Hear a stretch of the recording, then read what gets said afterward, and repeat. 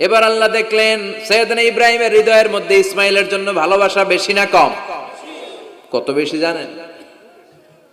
সৈয়দনা ইসমাইল যখন দুনিয়াতে এসেছে তখন সৈয়দনা ইব্রাহিম আলাইহিস সালামের বয়স ছিল 86। কত? আপনাকে বাগেরহাটে 86 বছর বয়সে কারো বাচ্চা কাচ্চা হয়?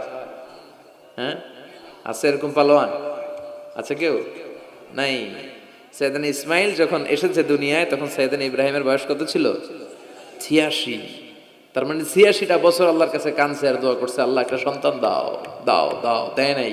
86 বছর বয়সে যে যেই সন্তানটা দিল ওই সন্তানের প্রতি মায়া, দরদ, মোহব্বত, ভালোবাসা বেশি না কম?